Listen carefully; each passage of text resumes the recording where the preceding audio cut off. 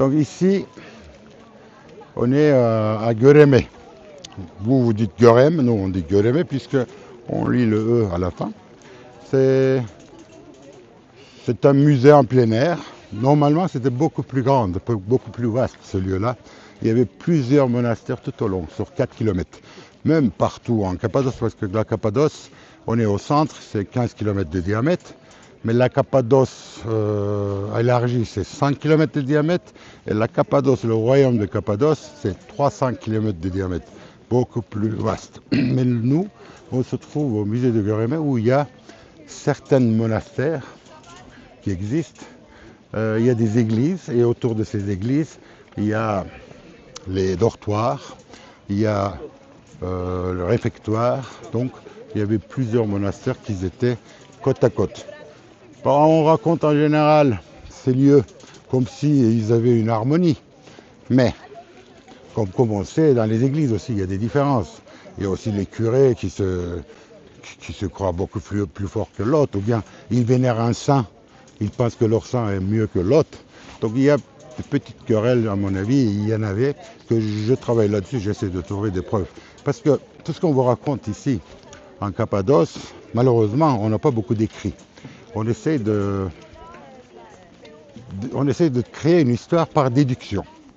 Parce que l'histoire s'écrit à la capitale toujours. L'histoire de la France, c'est Paris.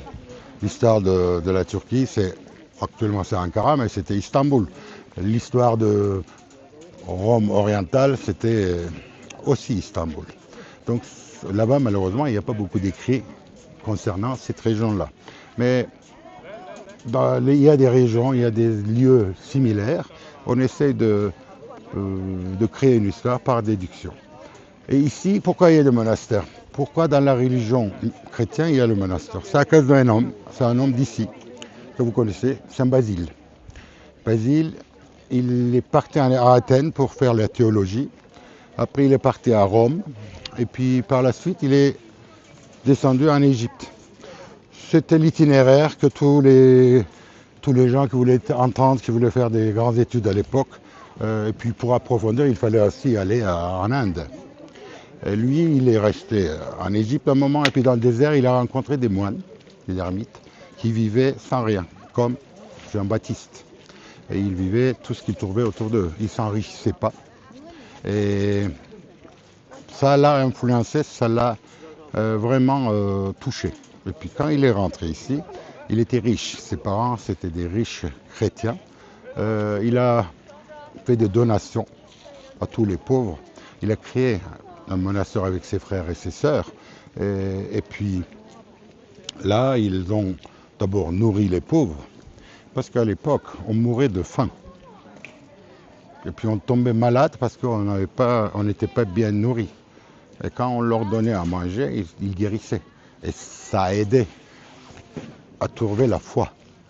Donc beaucoup de gens qui sont convertis à cette religion aussi, parce qu'on parle du IVe siècle, il y avait encore des païennes qui vivaient, je préfère les appeler polythéistes, puisque païennes ça veut dire paysan, donc c'est les chrétiens qui ont inventé ce mot.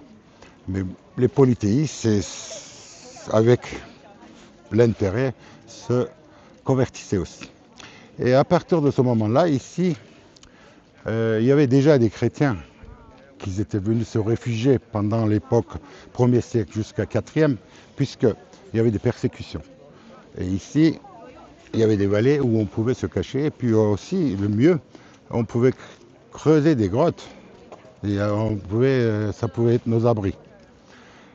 Et donc, à partir de 4e, après le Constantin avec l'édit de Milan, la religion chrétienne est devenue une des religions de l'Empire romain. Jusqu'à Théodose. Théodose, il a supprimé toutes les autres religions. Il y a eu seule religion officielle, c'était la religion chrétienne. Donc, les persécutés sont devenus des persécuteurs. Donc, ils ont persécuté les païennes, les polythéistes.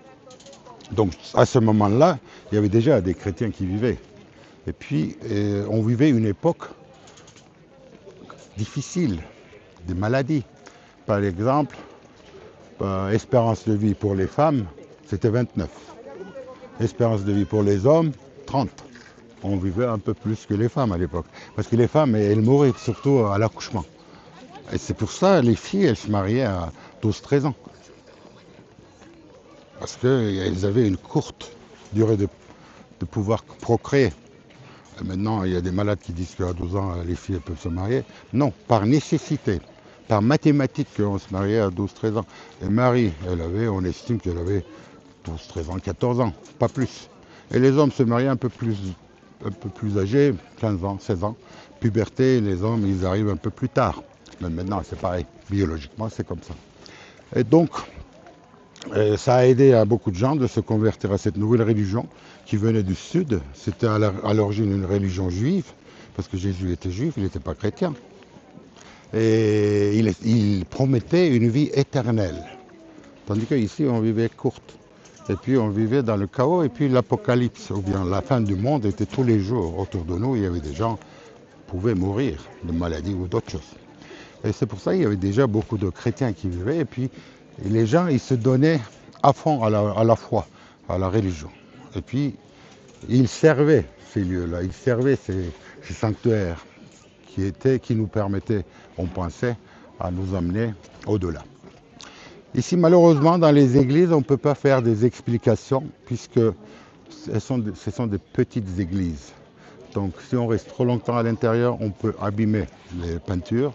On ne peut pas prendre des photos, malheureusement, ni avec flash, ni sans flash. Et comme on ne peut pas faire des explications, je vais vous amener juste là-bas. Il y a un panneau. Je vous montrerai des exemples des fresques que vous allez trouver dans ces églises.